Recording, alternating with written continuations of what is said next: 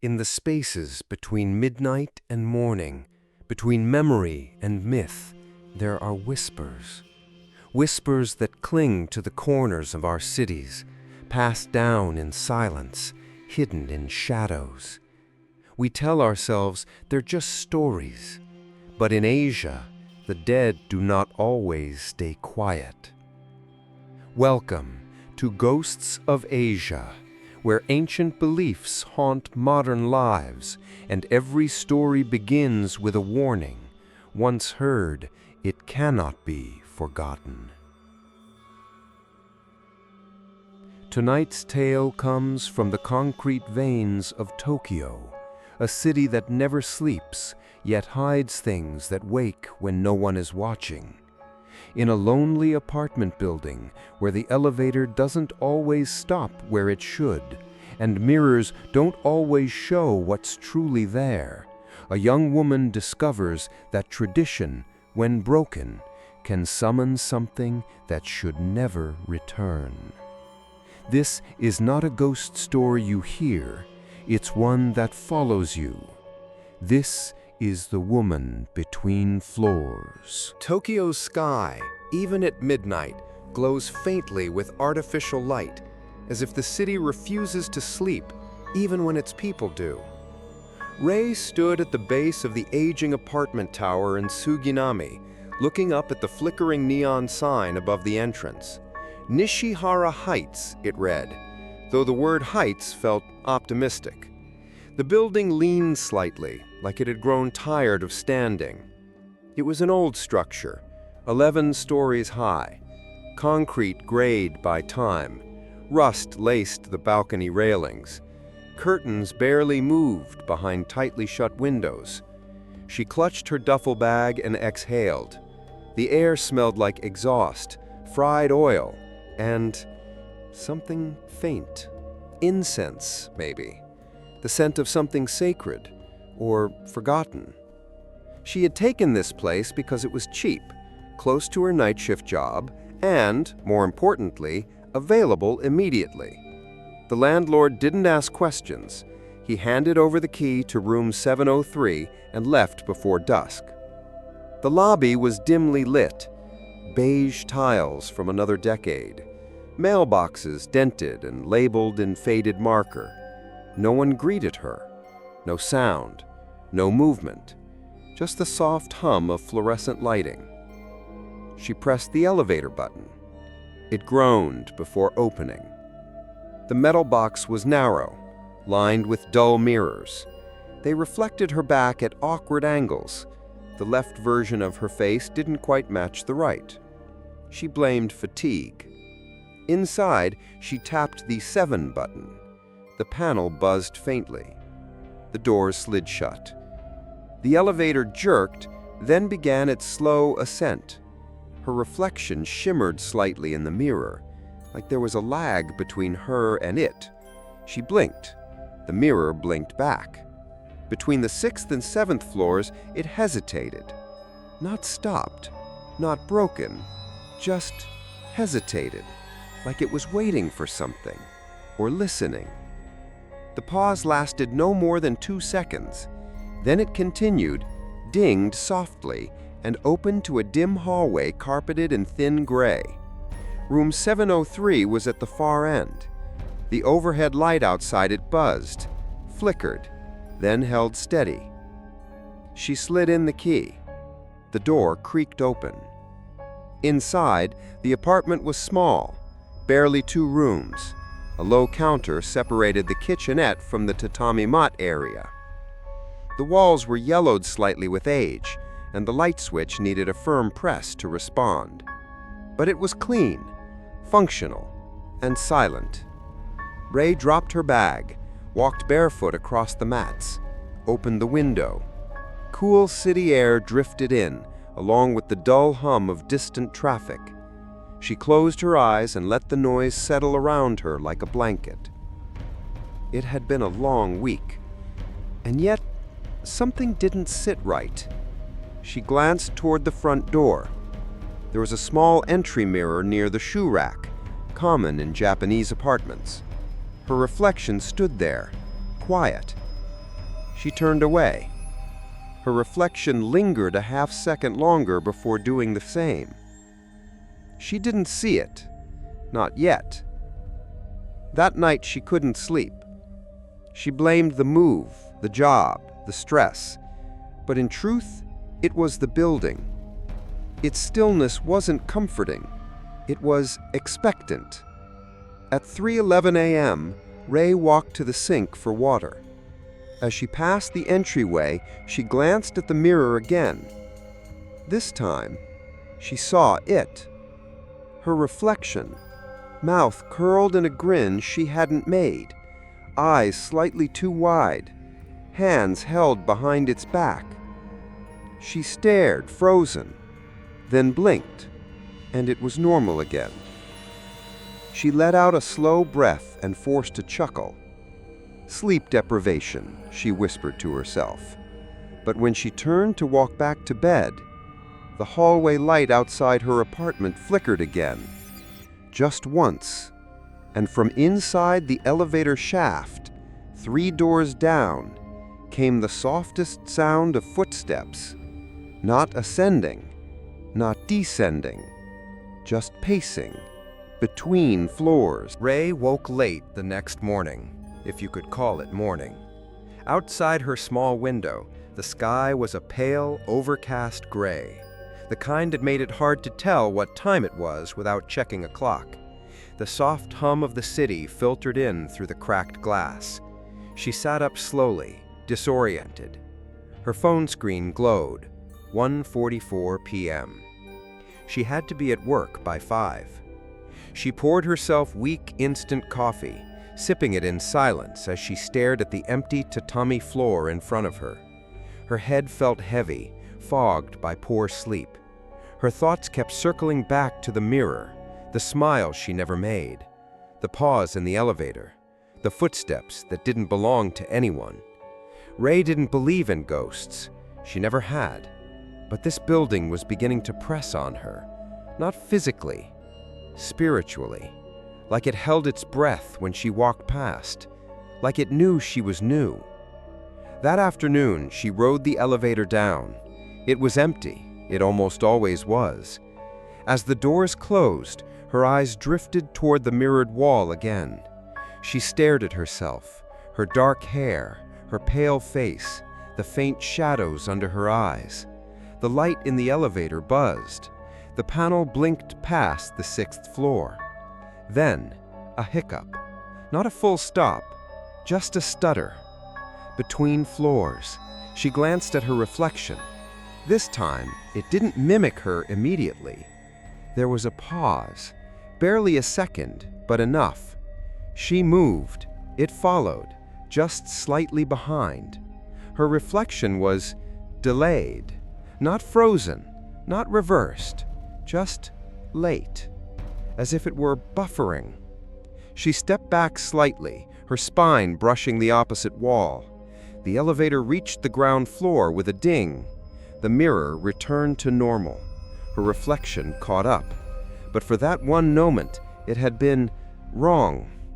That night, she worked her usual shift at the convenience store near the station. It was quiet, mostly old men buying beer, a few salarymen too tired to speak. Nothing strange happened, at least nothing unusual for Tokyo at midnight. But Ray couldn't shake the crawling tension that had settled at the back of her mind. It followed her home. The apartment was darker than usual. The hallway light outside her door had burned out completely. Her footsteps echoed too loudly as she approached. She unlocked the door and stepped inside, greeted only by silence. She tossed her keys on the counter, walked past the entryway mirror, and froze. Her reflection was already there, waiting, facing her, smiling. But Ray hadn't looked yet. She was facing the mirror's side, her body still turned. And yet, in the glass, her face was turned directly forward, watching her. It blinked. And then, just like that, the image corrected itself. A perfect match, a perfect lie. She backed away slowly, heart thudding. She didn't look again that night. She couldn't. Over the next few days, it kept happening. Each time she entered the elevator, it paused between the 6th and 7th floors. Never long, just long enough to make her skin crawl. Her reflection in the elevator mirror began to feel like a separate thing.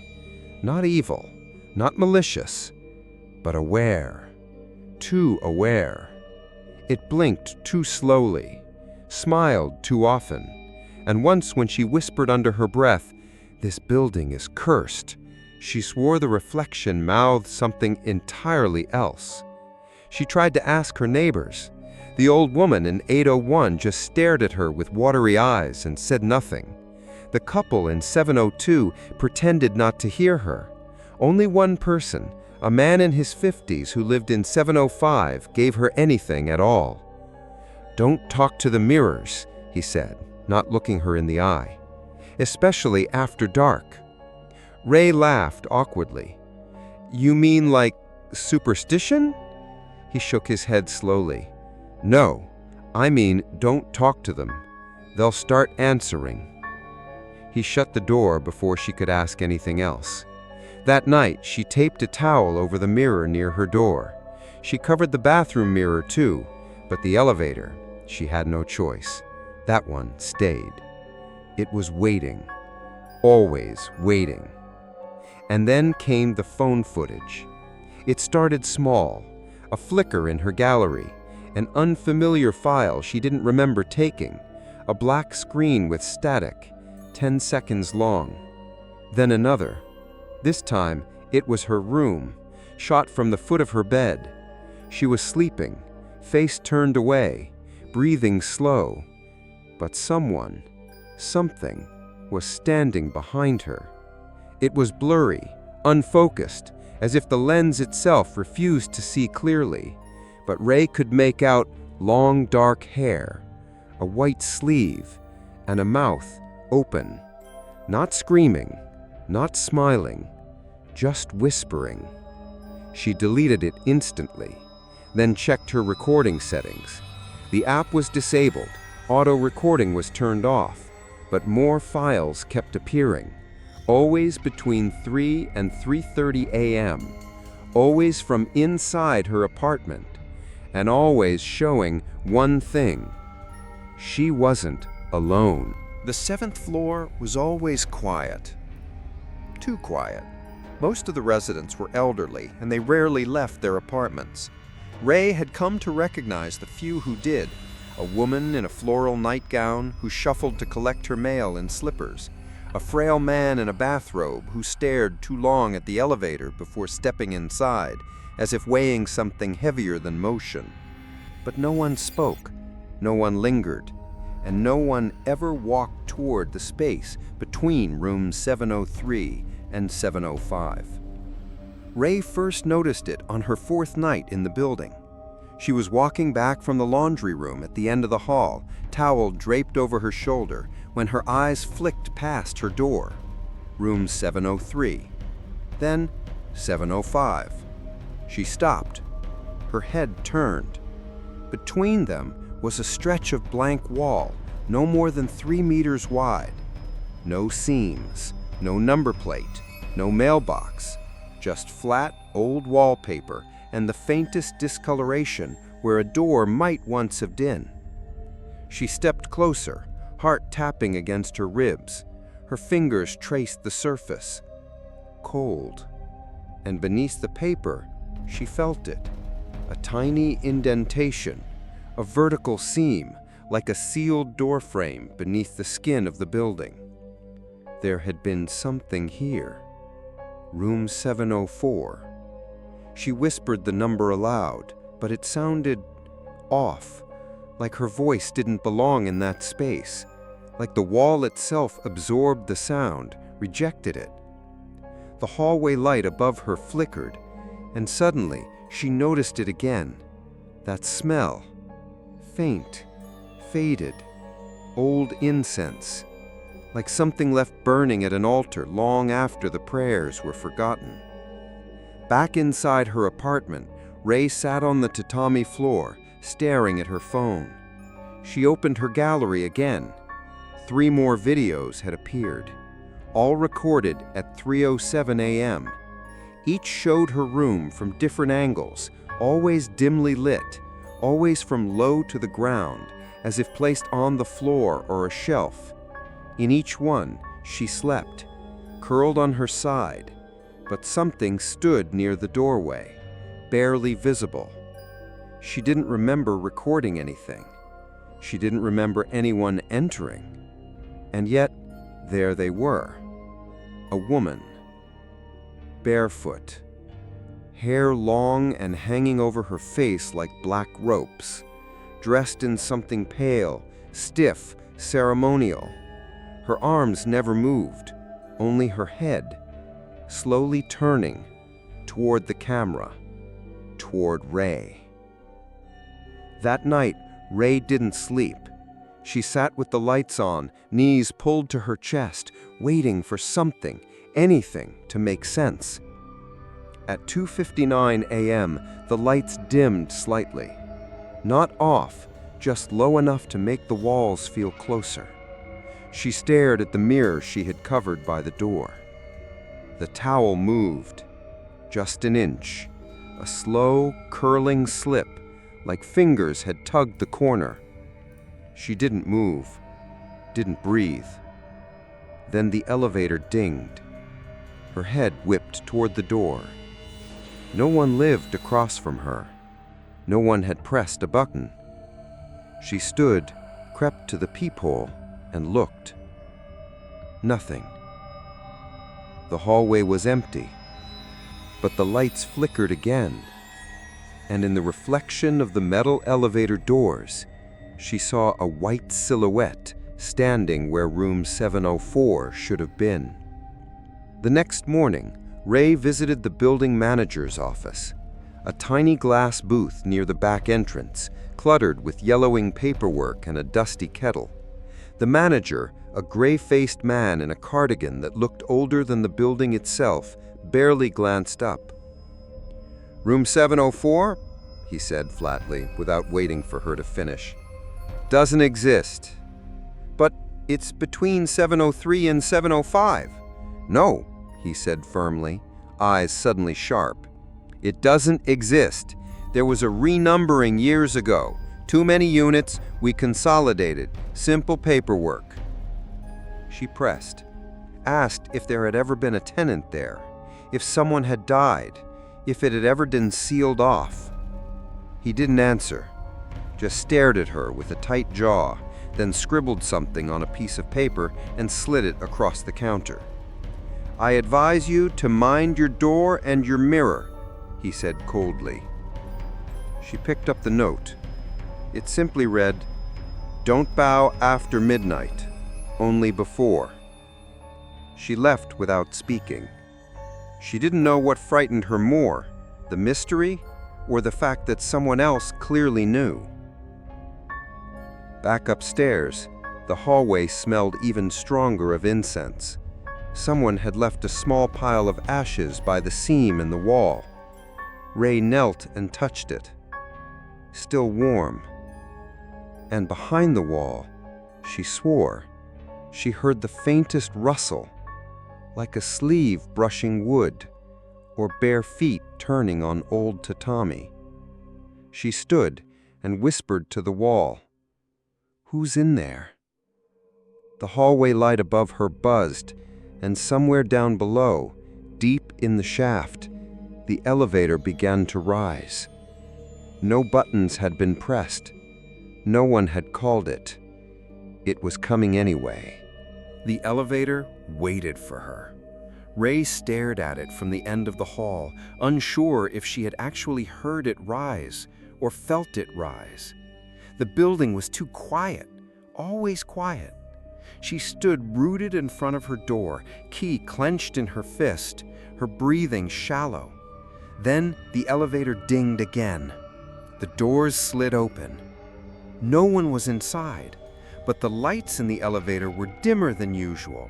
The mirrored wall inside was fogged slightly, like someone had exhaled against the glass. She wasn't going anywhere, but her feet moved anyway. She stepped forward. 1 step, then 2, and then she was inside. The door closed before she could decide if she wanted to be. The elevator didn't wait. It never waited.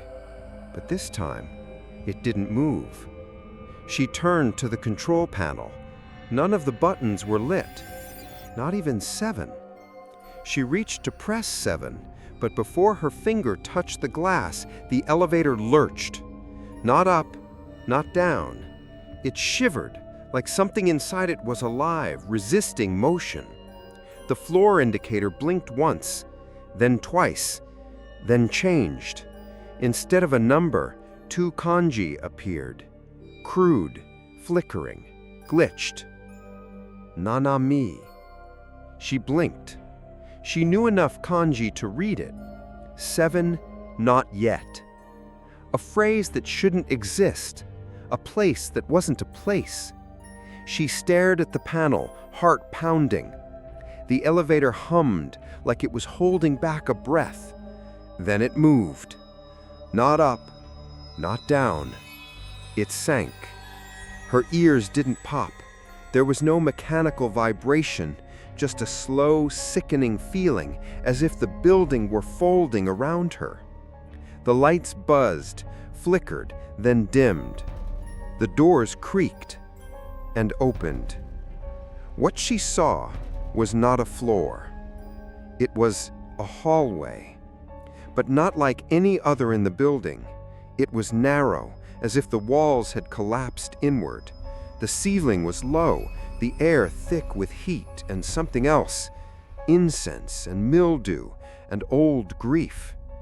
There were no apartment doors, just rows of shoes, pairs of them, neatly arranged, children's shoes, men's loafers, house slippers, all pointed toward the elevator, as if waiting, as if the hallway was a shrine and she had stepped inside barefoot. At the far end of the passage stood a woman, still, silent, dressed in a white funeral kimono, the ceremonial garb of the dead. Her feet were bare, her skin paper pale. Her black hair hung long and lifeless over her shoulders, and her eyes were nothing but black voids, empty sockets that stared straight through Ray. The woman's mouth moved, not loud, just a whisper, but the words carried through the heavy air like wind in a cave. "Did you forget to bow before riding?" Ray stared back, her spine pressed against the mirrored wall. Her mouth opened, but no sound came. The lights above flickered once, then died. Darkness swallowed the elevator, and when they returned a heartbeat later, the hallway was gone. The woman was gone. The shoes, gone. Only the regular 6th-floor hallway remained outside. Ray gasped. The floor indicator now read 6, and the elevator began to move upward again, slowly, like nothing had happened. At floor 7, the doors opened. She stumbled out, legs shaking. Her heart thudded against her ribs so hard she thought it might bruise her from the inside. She fumbled her key, hands trembling, and got the door to 703 open, then locked it, bolted it, and threw herself into the corner of the room where the mirror couldn't see her. For a long time, she didn't move. She sat with her knees pulled up, eyes wide, staring at nothing. What had she seen? What was 7 not yet? A glitch? A ghost? A warning? She remembered the building manager's note, "Don't bow after midnight, only before." But no one had told her to bow before entering an elevator. No one ever told anyone that. Was it a tradition? A ritual? A forgotten custom that only ghosts remembered? She didn't know. She only knew one thing. That hallway wasn't supposed to exist. But it had. And someone was still in it. At 4:04 a.m., her phone buzzed. A new video had appeared. She opened it with shaking fingers. The footage was dark, shaky. It looked like the inside of the elevator. Her face stared back from the mirrored wall, but she wasn't holding the phone. She was just standing, mouth open, not blinking. Behind her, in the reflection, a woman in white stood in the corner. Her mouth moved, over and over. She brought the phone close to her ear and played the last few seconds. The voice whispered, "You've already arrived." Ray didn't leave her apartment the next day. She sat by the window, legs folded beneath her, staring down at the narrow Tokyo street 7 floors below.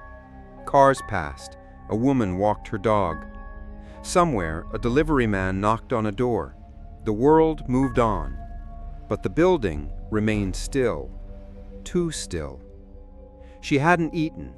The untouched bowl of instant ramen sat cold on the counter. She hadn't checked her phone again either. She already knew what she'd find. Another video, probably. More footage of herself that she hadn't taken. More whispers, more proof. Instead, she watched the smoke. It came from beneath her front door. Not thick, just a thin ribbon curling in lazy shapes. Sweet, heavy, old, incense. Someone had lit incense in the hallway? She opened the door slowly. The hallway outside was empty, lit by that buzzing fluorescent light above 705. But there, neatly placed in front of the seam where room 704 didn't exist, was a small ceramic incense burner. 3 sticks of sandalwood glowed faintly, smoke drifting in soft, spiraling lines. And beside it, a bowl of salt. Fresh, unused, pure white. Ray stepped into the hallway barefoot, drawn toward it. She looked down at the incense, unsure whether it was a ritual or a warning. And then she noticed the ashes were warm, not recently lit, still burning. Someone had placed it there minutes ago, but no doors had opened. No one had walked past her room, and no one ever stood near that wall. She reached out toward the burner and froze, because the wallpaper, the sealed wall behind the incense, it was warm. That night she searched the internet. She found forums, old ones, the kind written in broken HTML with black backgrounds and white kanji. Message boards filled with night workers, shrine keepers, superstitious elders, and students who had once dared to ignore tradition. She searched for elevator hauntings. She searched for spirits in mirrors. But it wasn't until she typed the phrase from the elevator panel, "Shichi-mi, 7 not yet," that she found something. Just one post, buried in a decade-old thread titled Ushinawareta Furoa, the lost floors. The post read, "Not all spirits are angry. Some are just left behind, forgotten. When a soul doesn't receive proper rites, it lingers. It clings to the places where it died or the paths it always took. But when mirrors are present, they become doors, especially in elevators, which are never fully of this world or the next, always in between. When you see shichi-mi, it means a soul has been paused, not passed on, not reborn, just waiting. If it appears in your elevator, bow low, and leave an offering. Never look back." Ray sat for a long time after reading that. Hands in her lap, phone screen dimming. The mirror near her kitchen was still covered. She hadn't dared look into it since the night before. But something was beginning to settle in her mind. A pattern, a logic, a ritual. This wasn't random. This wasn't a glitch. It was an old rule, a spiritual etiquette, and she had broken it, without knowing it, without meaning to.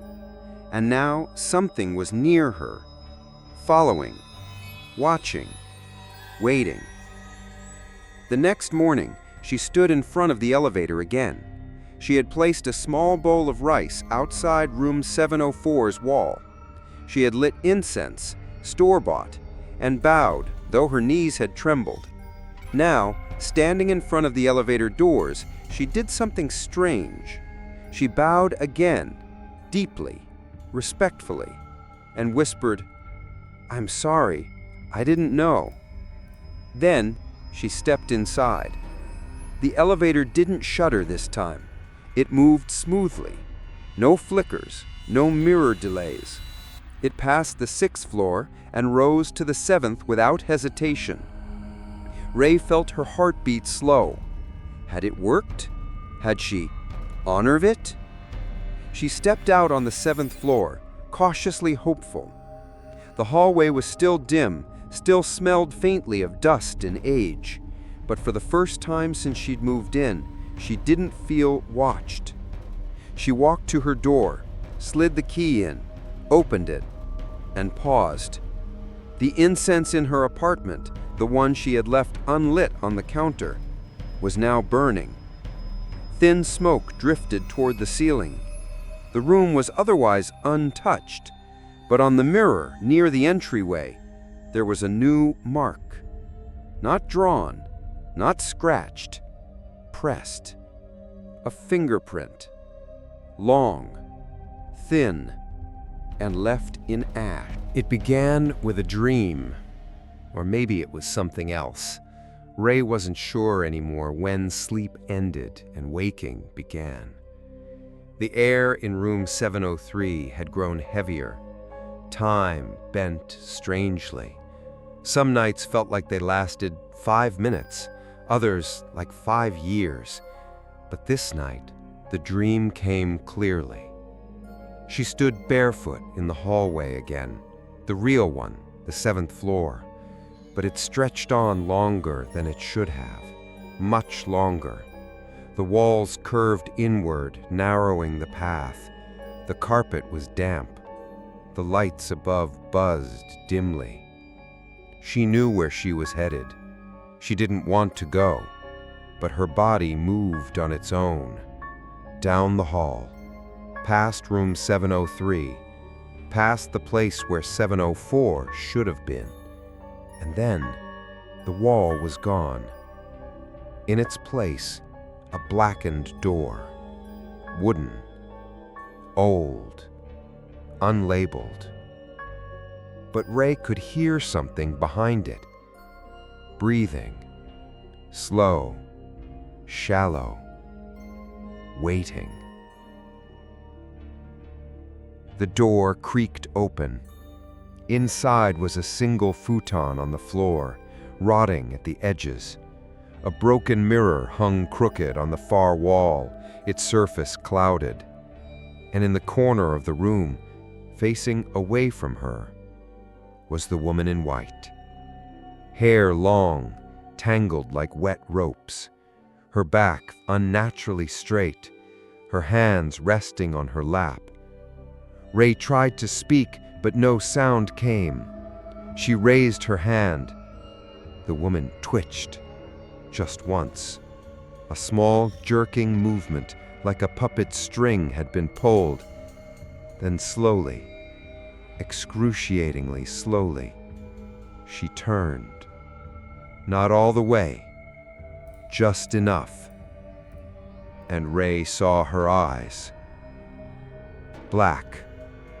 Hollow, as if the pupils had been scooped out and replaced with midnight.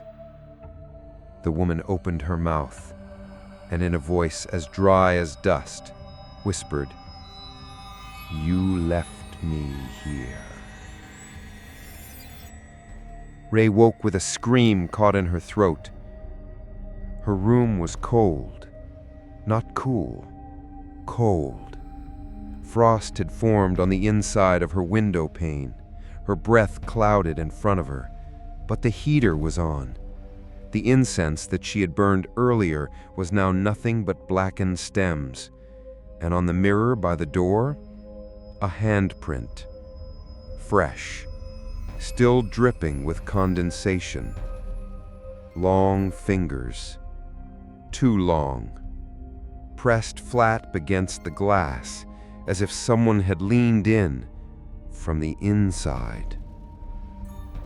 The next few nights blurred together. Ray tried everything. She slept with the lights on. She burned incense at every door. She even taped white ofuda, paper talismans, over her mirrors, scribbled with protection prayers she found online. But nothing helped.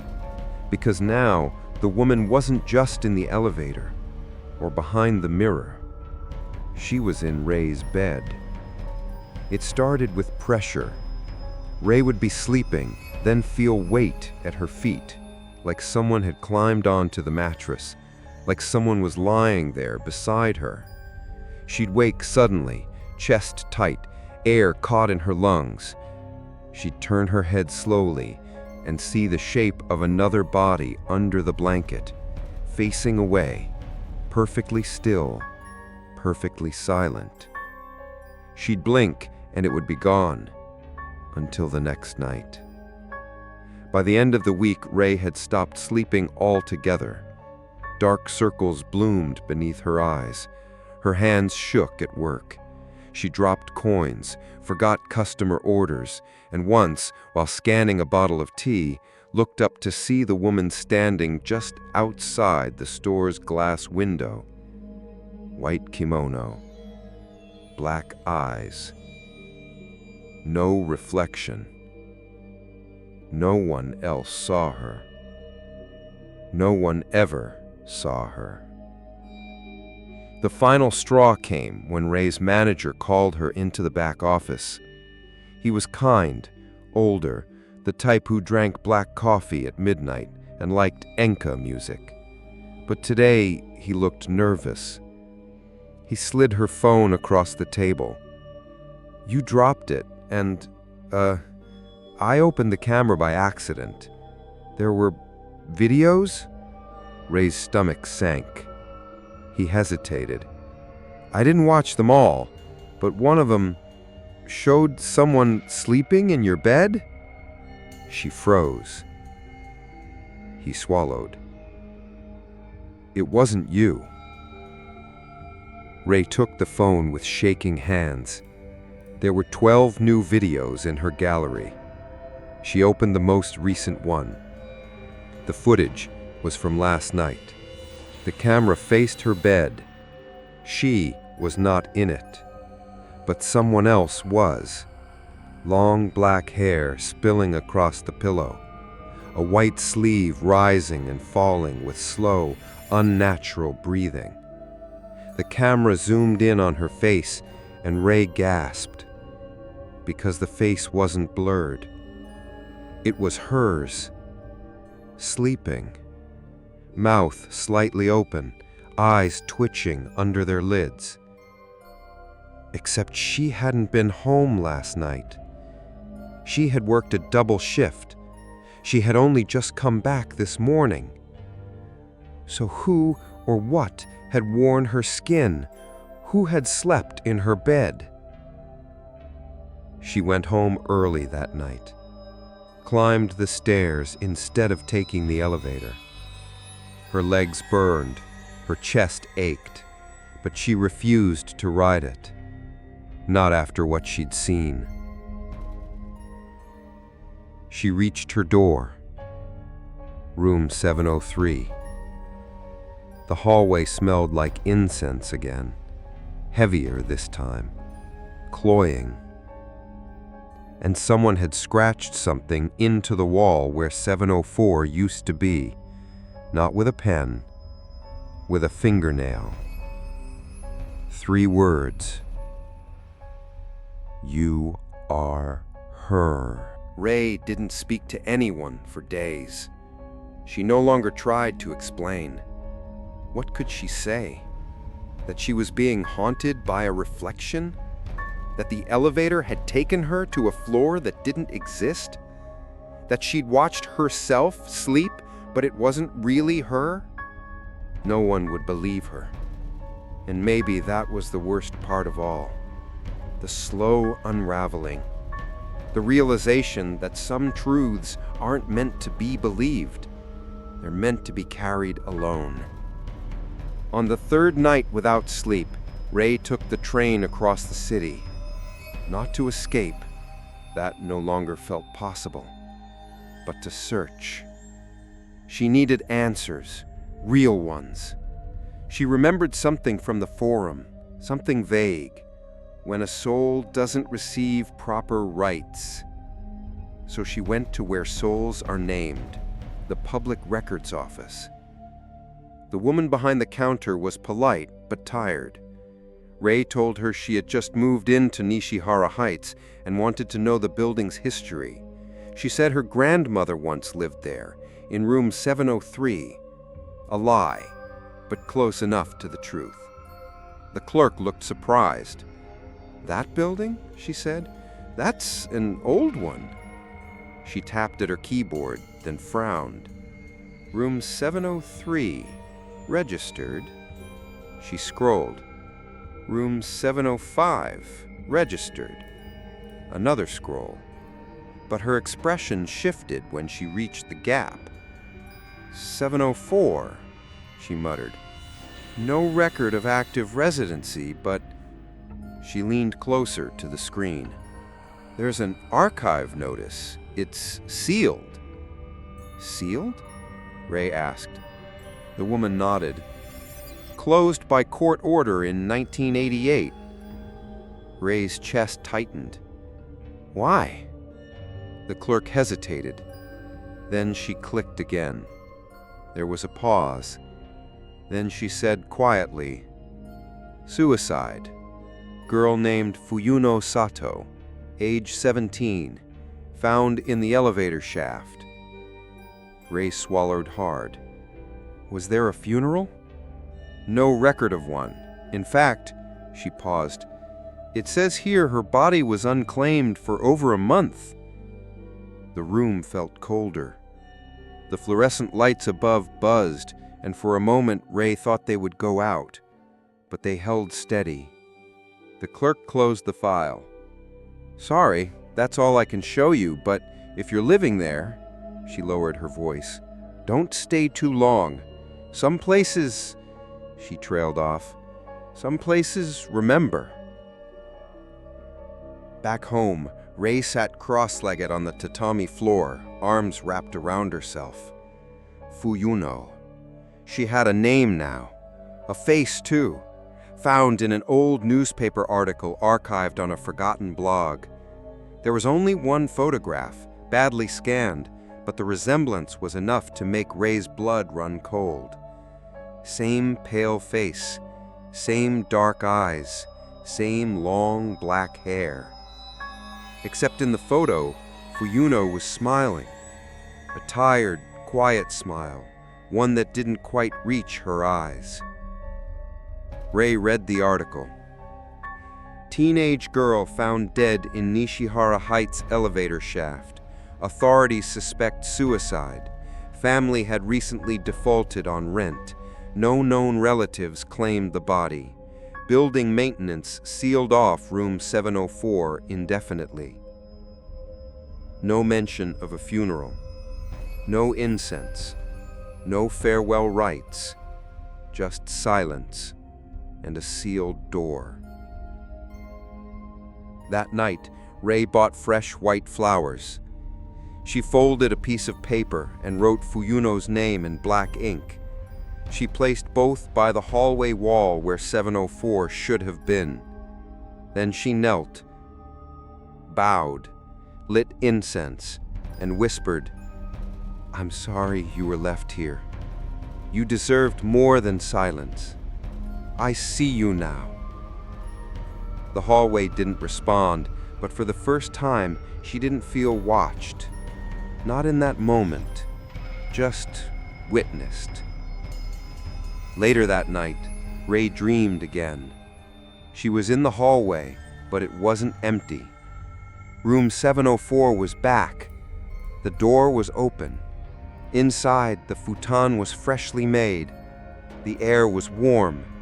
Incense burned gently by the window. And Fuyuno sat on the edge of the bed, hands folded in her lap. She looked up, her eyes no longer hollow, her voice soft and trembling. "You remembered me." Rei woke up with tears on her cheeks. For the first time in weeks, she felt something almost like peace. Almost. But peace doesn't last long in places that were built on forgetting, and ghosts don't leave simply because you say their names. The next morning, the flowers she had left outside room 704 were gone. In their place, written in ash on the wall, was one line: "You bowed too late." The flowers were gone, but the message was clear. You bowed too late. Rei stood in front of the sealed wall where room 704 had once been, her fingers trembling, the smell of old incense still clinging to the air. She thought she had done the right thing, that remembering the dead, honoring the forgotten was enough. But the rules here were different, older, stricter. This wasn't about mourning, it was about ritual, and she had violated one of the oldest ones. She spent the day researching, not online this time, that was useless now.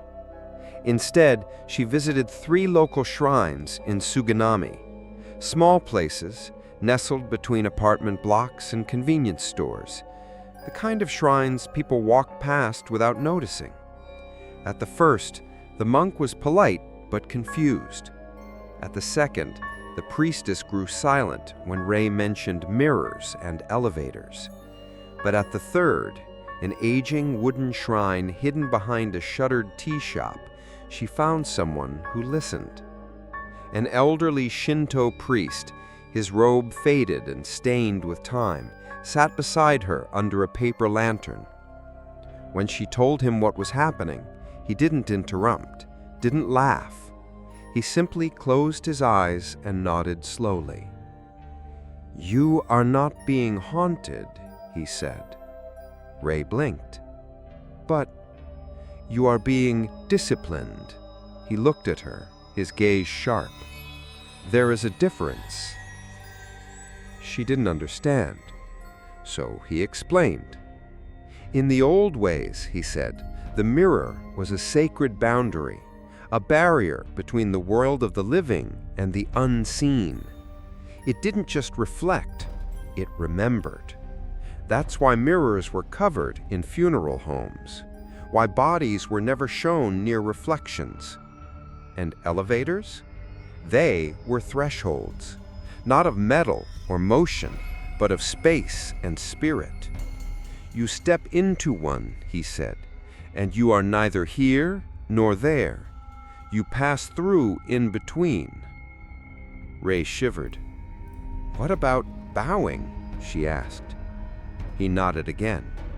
"In the presence of the dead," he said, "you must show respect, especially when passing through their path. If a spirit resides between floors, if a mirror remembers her face, and you pass without bowing." He didn't finish the sentence. He didn't need to. Before she left, he handed Rei a small envelope of white salt and one final warning. "If you see her again, do not speak, do not run, do not turn your back, just bow. And whatever you do, do not look into the mirror after midnight." That night, Rei prepared carefully. She sprinkled salt across the threshold of room 703. She placed a fresh offering of incense and flowers outside the place where room 704 had once been. And when the elevator arrived, she bowed, slow, low, long enough for the air to shift. Then she stepped inside. The mirror was waiting. Her reflection stood where it always did, but tonight it blinked at the same time, moved at the same time, matched her perfectly. Ray pressed 1. The elevator began to descend. It passed the 6th floor without stalling. No glitch, no whisper, no delay. She exhaled. But just as the elevator neared the lobby, the lights flickered once, twice, then stopped. The floor indicator blinked. Not 1, not B, not G. 7, not yet. The elevator doors opened. Smoke drifted in from nowhere, and the hallway returned. Long, narrow, lined with shoes facing forward. At the far end, she stood. Fuyuno, the woman in white. But this time, she wasn't whispering. She was watching. Ray's knees shook. She remembered the priest's warning. No speaking, no turning, no looking into the mirror. She bowed. Deep. She held it. 10 seconds. 20. 30. Silence. She slowly straightened, and the doors closed. The elevator groaned to life. The floor indicator blinked again. 1. The lobby. The lights returned to normal. Ray stepped out, breath unsteady, knees weak. The street outside looked the same, the world unchanged, but inside her, something shifted. For the first time, she didn't feel like prey. She felt like someone who had passed a test or survived a trial. But when she returned to her room, she found something waiting on the inside of her mirror, a message traced in condensation. Just 5 words, words she hadn't said, but that were hers, all the same. You didn't bow last time. Ray had begun to live like she was being watched, because she was. Every sound at night made her freeze. Every flicker in the mirror made her blood run cold. And every time she walked past the space where room 704 used to be, she felt it. That presence, that pressure, as if the air was denser there, thicker, holding something ancient between the wallpaper and the wall. But this chapter of the haunting wasn't about footsteps or flickering lights. It was about the one thing she thought she could still trust, her phone. It started subtly, videos showing up in her gallery she hadn't taken. At first, she assumed she was accidentally recording, a slip of the finger, a background process. But the angles were wrong, too still, too intentional, like someone or something had placed the phone deliberately before pressing record. The videos only lasted 10 or 15 seconds. All were silent. All were time-stamped between 3:03 and 3:17 a.m. And all were filmed from the inside of her apartment. But the worst part? Ray was in them. In the first video, she was asleep, or appeared to be. Her body lay motionless on the futon, her face turned away from the camera. The room was dark, lit only by the ambient glow of the city outside her window. At first, it seemed like nothing. But then she watched it again, frame by frame, and saw it. In the far corner of the video, near the mirror, a sliver of white, like the hem of a kimono, like someone standing just outside the frame, watching. The next video was worse. It showed her sitting on the edge of the bed, staring into the mirror, not blinking, not breathing, completely still, Except she had no memory of this. She never sat like that. She would never sit like that. And yet the footage was clear, stable. The timestamp read 3:11 a.m. She had been working that night. She still had the register receipt from her shift. So who was in her apartment, wearing her skin? She took the phone to a repair shop the next day, told them she thought it was hacked. The technician, a man in his 20s with dyed silver hair and half-moon glasses, plugged it in, scrolled through, and frowned. "These files," he muttered, "they don't follow normal encoding structure. There's no creation origin. It's like they were written straight into the system." Ray leaned in. "Can they be faked?" He hesitated. "Maybe, but it's not deepfake stuff.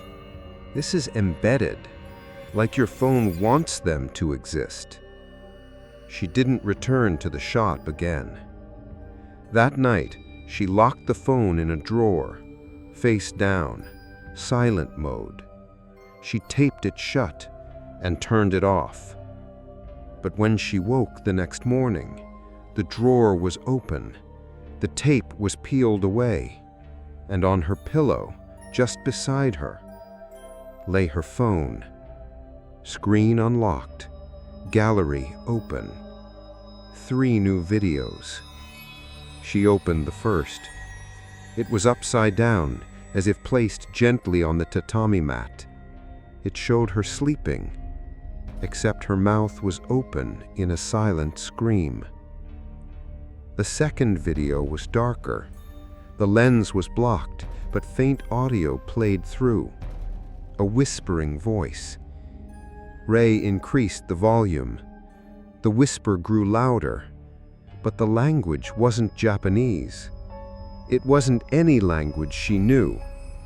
It was wrong. The words didn't move forward. They curled. They twisted in on themselves, repeating phrases that had no structure, only rhythm. A low chant, breathy, cruel. And then her name, spoken clearly, like breath fogging a mirror. Ray. She dropped the phone. It clattered to the floor, the screen cracking slightly on the edge. Her body shook, her hands cold. She didn't dare open the third video. Not then. Not yet. That evening, she visited the apartment of the man in room 705, the only neighbor who had ever acknowledged her. He answered the door slowly, the chain still fastened. His eyes were tired, afraid.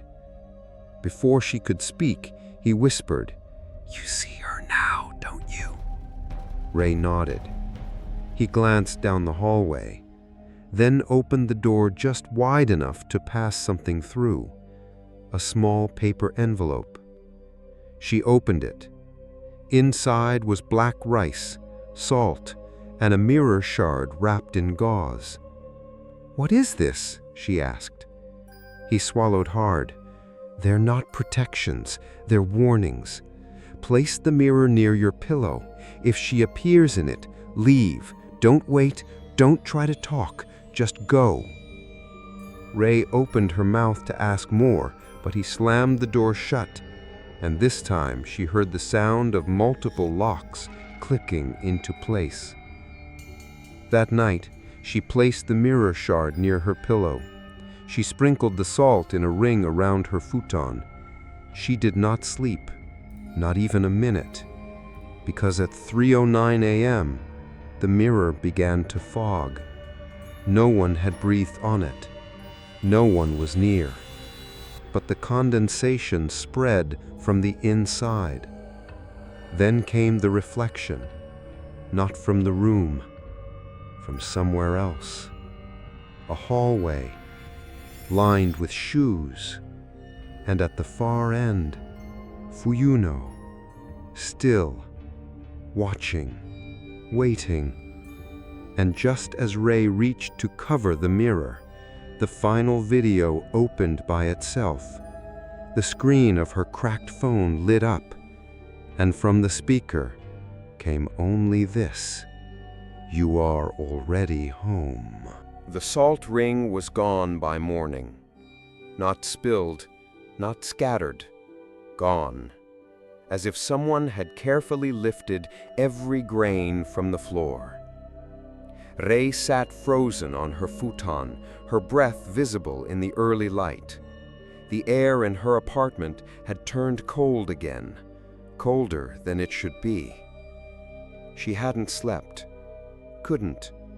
She watched shadows move across the walls even when nothing outside shifted. And every so often, she would glance toward the mirror shard beside her pillow and find a hallway that didn't belong to this world staring back. The building had grown quieter, and that was saying something.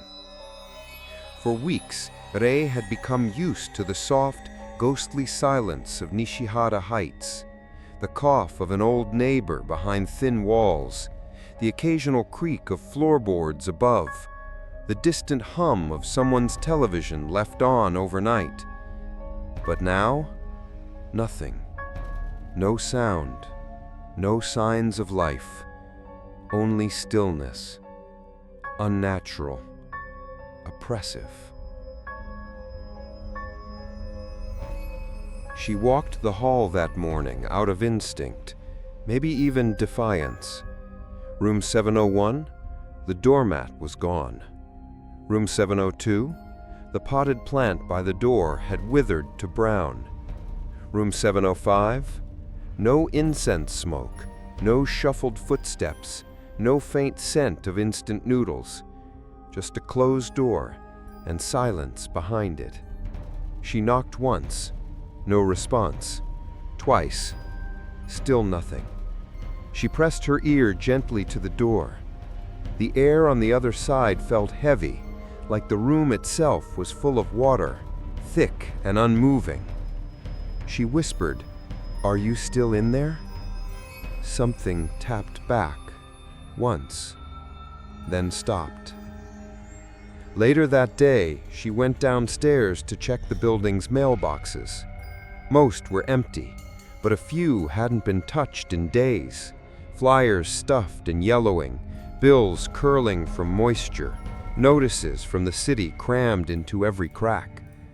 One name caught her eye, room 801. Old Mrs. Kawahara, the one who always wore slippers outside, who bowed at the elevator and muttered prayers under her breath.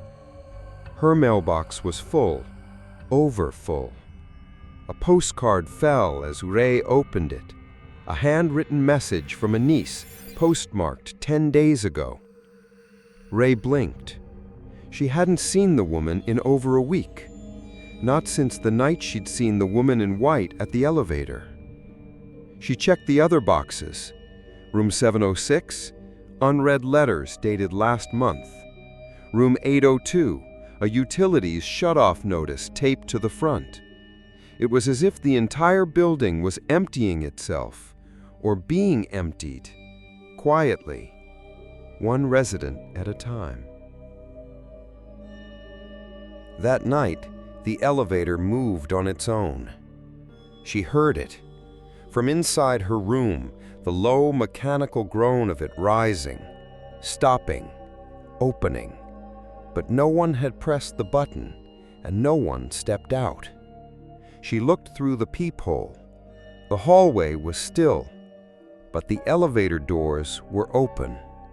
Rei stepped outside cautiously. She approached the elevator, each footstep echoing too loud in the narrow corridor. The mirrored walls inside were blank, no reflection, just fogged, as if the elevator had just been used by something that did not breathe.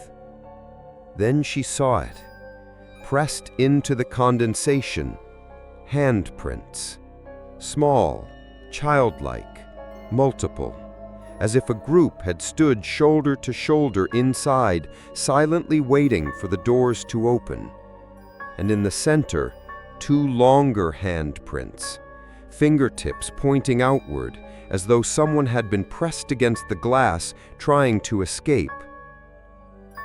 She didn't sleep that night, and when she finally closed her eyes, just for a moment, she dreamed of her neighbors, all of them, standing in the hallway, shoeless, lined up, their heads tilted down, their arms hanging loosely by their sides, their mouths sewn shut, and behind them, at the far end, the door to room 704 was wide open, and Fuyuno waited inside.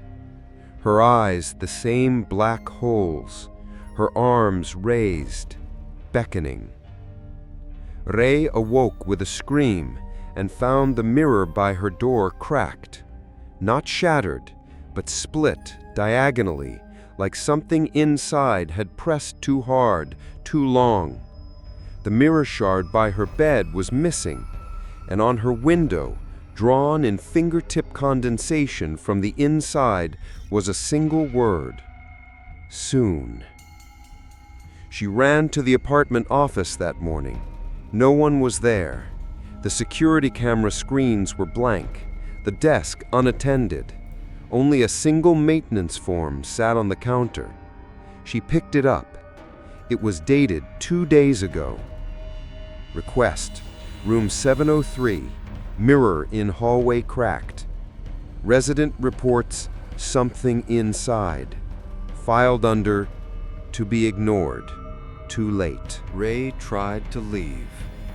She packed a single backpack, only what she could carry, left the rest behind. The bedding, the mirrors, the apartment full of things that no longer felt like hers. She didn't leave a note. Who would she write to? The building had gone quiet long ago. The train to her sister's place in Kawasaki was straightforward, 2 transfers, less than an hour total.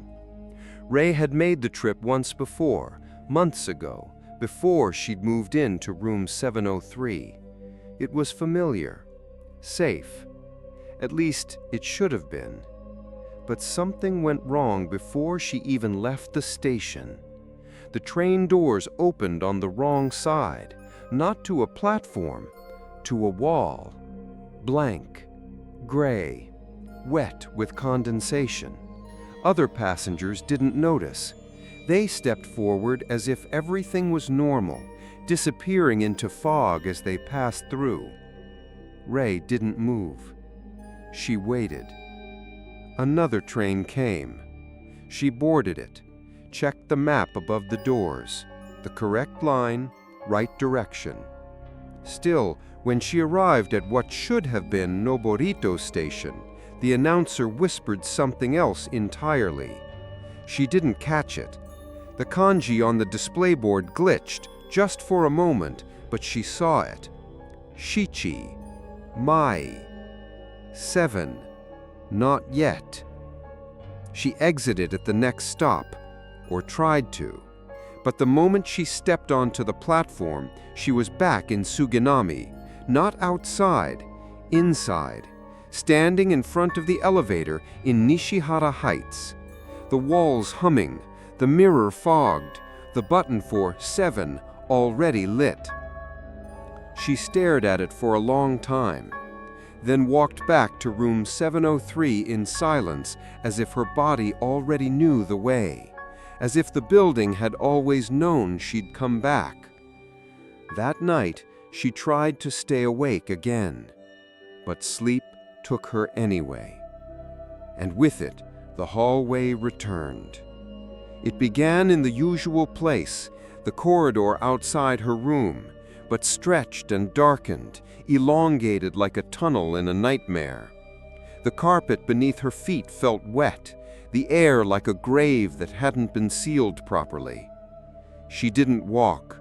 She was pulled toward the space between room 703 and 705, where the blank wall had once been, where the sealed door sometimes appeared. Tonight, it was there, open, a soft, pale light glowed from within. Inside, the hallway waited. The other hallway. Not part of the building, not part of this world. Long and narrow, lined with shoes. Every pair faced toward her. Every pair neatly arranged as if for a funeral procession. And at the end, she stood there. Fuyuno. But not the woman in white, not yet. Just a girl. Young, barefoot, in a school uniform soaked with elevator grease and blood. Eyes downcast, hands folded in front of her as if waiting to be called upon in class. She looked up. Her face was hollow, but her eyes were no longer empty. They were grieving. Rei tried to speak, but no words came. Her feet moved on their own, drawn into the hallway, past the shoes, past the scattered offerings that had rotted with time. Every step sounded muffled, like she was walking underwater. The girl lifted one hand slowly, pointed behind Rei. Rei turned. There was no exit, only mirror, wall to wall, stretching endlessly behind her. And in every reflection, she saw herself. Different versions, all trapped, all silent, all still. Except one. One version raised its hand and reached out through the mirror. Rei awoke gasping, drenched in sweat. The hallway outside her room was silent, but her door was unlocked. She swore she'd locked it. She always locked it. But the chain was off, the bolt undone, the door slightly ajar. She stepped into the hallway, barefoot. The air was colder than it had ever been, and then she saw it. At the end of the corridor, the elevator doors opened. No sound, no ding, just a slow, patient slide. No one inside, no buttons pressed, but the floor indicator above glowed gently. Not 1, not B, not 7. Shichi, Mai. 7. Not yet. She had been erased. That's what Rei realized as she stood in the hallway, the elevator doors still open behind her, the floor glowing in that impossible way. Shichimi. 7, not yet. This wasn't a haunting anymore. It was a reclamation, and she was no longer just a visitor. She was being claimed. Her bare feet moved without sound as she walked toward the space between room 703 and 705, where only days ago there had been nothing but seamless wallpaper and the faint scent of ash. But now it was there. A door. Old, wooden, and rotting slightly at the edges. It looked older than the building itself. Its surface was scratched, the number plate missing, but the brass indent left no doubt. 704. No one had ever told her what the door looked like, but somehow she knew. Her body remembered before her mind did. The doorknob was warm. She turned it, and the hallway behind her went silent. Inside, the air was thick, not musty, more like undisturbed, a room untouched by time. The walls were yellowed, the tatami mats torn and darkened with moisture. In the corner, a futon lay collapsed on itself, still shaped by the weight of someone who hadn't risen in decades. A broken mirror leaned against the wall. Not cracked, almost shattered, as though someone had struck it with purpose. Each shard reflected a different version of the room, different angles, different moments, and in each one, something moved. A shadow behind Rei, a figure at the door, A girl sitting cross-legged on the futon, whispering words no longer meant for human ears.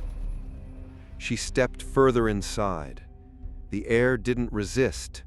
It accepted her, welcomed her back. On the wall above the futon, a scroll hung, dusty, the kanji faded by time, but she could still read the words, Mikuyo-kon, soul not yet honored. There were no photos, no flowers, no shrine, not even incense. This was not a memorial. This was a prison, a place where grief had nowhere to go, where mourning had been denied, where silence had replaced ritual.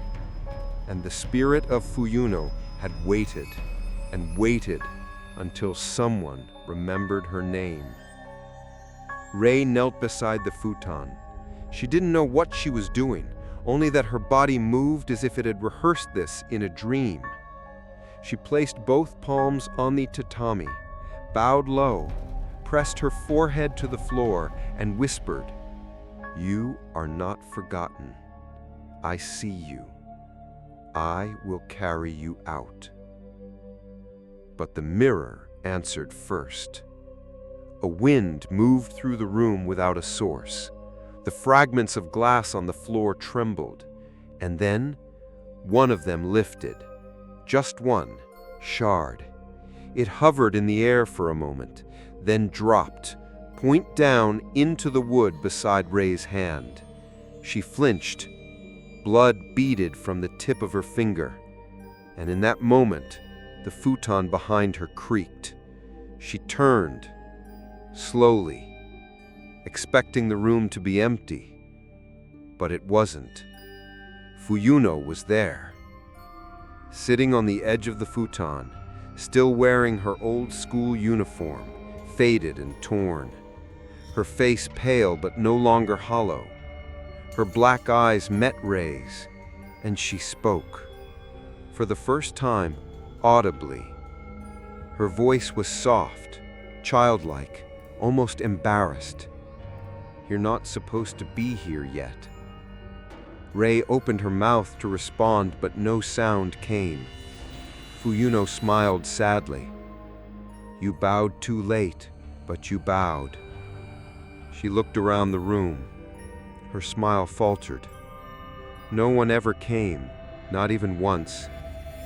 The mirror beside her cracked again, releasing a sound like a choked breath.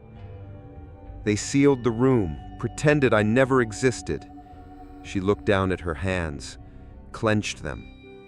"But I remember every floor I passed, every neighbor who looked away, every reflection I waited in." She looked up again, eyes wet, but not with tears, with memory. "I just wanted someone to say goodbye." Rei reached out. Her hand passed through Fuyuno's shoulder like mist, but for a second, the ghost leaned into it, just slightly. Enough. A beat of silence passed between them. Then, the mirror exploded. Every shard lifted from the floor. They swirled around the room like blades caught in a slow cyclone. Rei ducked, covered her head, but none of them struck her. Instead, they drifted toward the wall and assembled themselves into a new shape. A doorway. Tall, narrow, framed in flickering light. Fuyuno stood, her feet silent on the floor. She turned to Rei. Rei stood, chest aching. "Why not?" Fuyuno didn't answer. She stepped through the doorway and was gone. The mirror doorway collapsed behind her. The glass shattered again, this time into nothing. Just dust, ash, silence, and the scent of incense. Real incense, lit somewhere beyond the walls, as if someone, somewhere, had finally offered a prayer. When Rei stepped back into the hallway, the door behind her vanished again. Room 704 was gone again, but this time it didn't feel hidden. It felt closed. Finally, the elevator stood waiting at the end of the corridor, and the floor indicator? It didn't show Shichimi anymore. Just a simple number. 7. No glitches, no smoke, no hesitation. Ray didn't bow. She didn't need to. Not this time. She simply stepped inside, and the doors closed. The elevator hummed as it descended, steady, smooth, like any other elevator in Tokyo. Like it hadn't once stopped at a floor that didn't exist. Like there had never been a girl who died in the shaft, waiting for a goodbye that never came. Ray stood in the corner, arms crossed tightly over her chest. She didn't watch the numbers blink by. She didn't look in the mirror. She just listened to the silence. But silence, she'd learned, is never empty. It echoes, especially when something has been removed and something else begins to fill the space. The elevator stopped at the ground floor. The doors opened. Ray stepped out. The lobby was still, too still. The security desk was unmanned. The vending machine near the entrance blinked in a slow, frozen loop. The lights flickered, but not from a power surge, from breath. Cold breath. Ray's eyes scanned the walls. There were no cracks in the mirror near the lobby. No messages, no ash, no fingerprints. Just her own face. Tired, pale, but human. Still here. She stepped outside. The wind hit her skin like a slap. For the first time in what felt like years, she felt the city. Cars, neon, people, life. A laugh echoed from a nearby izakaya. Someone brushed past her, muttering into a phone. A motorbike roared at the intersection. Everything was normal. Everything was loud. And yet, she didn't feel relief. She felt like she'd walked out of a dream that had followed her into the morning. Something had ended, but not in a clean way. The kind of ending that feels like a pause, like an unfinished sentence. She stayed in a capsule hotel that night, didn't return to room 703, didn't check her phone, didn't even dream. She just stared at the ceiling of the capsule, counting the breaths it took for her chest to rise and fall. And when she woke the next morning, there was a message on her phone. No number, no sender, just a voice memo. 10 seconds long. She listened. It was her voice, whispering, "You forgot to bow."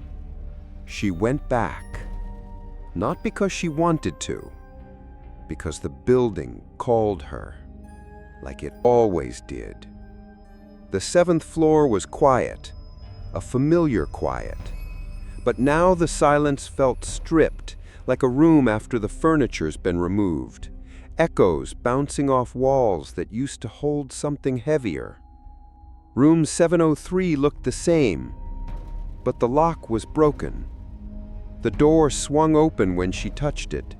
Inside, everything was untouched, and yet everything had changed. Her mirror was gone. Not smashed, just gone.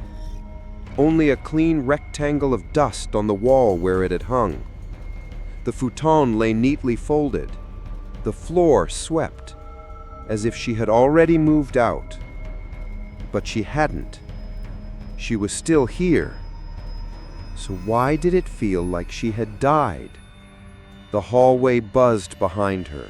The elevator had arrived. Again, no button pressed. Again, no one inside. Again, waiting. She stepped in, almost without thinking. And this time, she looked up at the mirror. Her reflection smiled. She did not. The smile was small, subtle, sad, a knowing look, like something watching itself through time. Then the mirror flickered and her reflection began to bow, deep. Ray's real body remained still. The reflection bowed alone, lower, lower, until its forehead touched the mirrored floor. Then it looked up again, and the face had changed. Black eyes, blood down one side of her cheek, hair tangled and wet. It was no longer Ray. It was Fuyuno. The elevator stopped between floors. Not at 6, not at 7, just stopped. The lights dimmed, and the floor indicator blinked once, then again, then slowly changed. Nana mi. 7, not yet. The doors slid open, not fully, just enough. Enough for Ray to see shoes, dozens of them, lined up, facing her, and at the end of that narrow hallway, barely visible through the gap, a shape stood still, not moving, not speaking, just waiting for someone to make a mistake, waiting for someone to forget to bow. Ray didn't scream, she didn't cry, she bowed. Deep, long. But when she straightened, the doors remained open, and the hallway was closer. The elevator had not moved. The floor had not changed. The rules were different now. From behind her, the reflection in the mirror whispered, not loud, not cruel, just final. Too late this time. And then everything went black. The elevator was found stalled between the 6th and 7th floors. Maintenance opened the doors manually at 9:42 a.m. after multiple tenants reported it wasn't responding. They expected to find a fault in the panel or a blown fuse. What they didn't expect was the phone. A single smartphone lying face up on the elevator floor. The screen cracked, but still glowing faintly. The call log open, a voicemail icon blinking. The technician picked it up, frowning. There was no one inside. No emergency call. No footprints. Nothing. Except that phone and the final message left on it. A voicemail, 17 seconds long, time-stamped just before sunrise. The voice was female, young, shaking. She doesn't say her name, but anyone listening would hear the fear. Not loud, not panicked, something worse. Resignation. The sound of someone realizing they are no longer alone in their body. Someone whose reflection has finally stopped being theirs. And her final words, whispered, broken, sobbing, play like an echo in a hallway that should not exist. She's not in the mirror anymore. She's right behind me. After that, the recording cuts out. No static, just silence. The kind of silence that follows a final breath. The authorities searched room 703. It was empty, clean, no signs of struggle, no blood.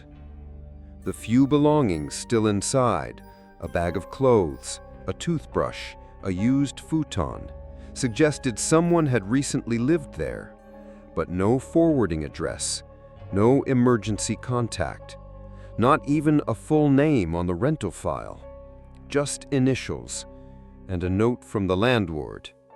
Tenant disappeared, no forwarding info, left mirror cracked, kept saying she'd seen a girl who wasn't in the building.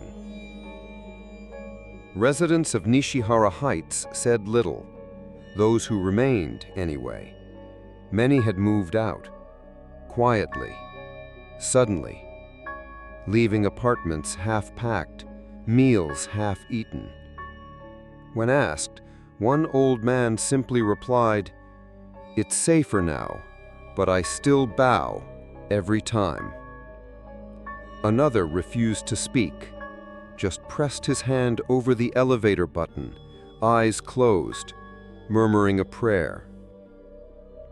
The building is still there, still standing, still old, still narrow. People come and go. New tenants move in. Most don't stay long. Some complain about the elevator acting strangely at night, pausing between the 6th and 7th floors, forgetting pressed buttons, mirrors fogging without explanation. Sometimes it shows the wrong floor. And sometimes it shows a kanji that no one can translate properly. She, me. 7, not yet. A place that isn't a floor. A time that isn't now. A hallway that should not exist. There's a rumor now. A soft whisper, passed from tenant to tenant. Sometimes written in marker on the inside of lockers. Sometimes etched into the elevator panel with a fingernail. A simple warning. Bow before you ride. And another.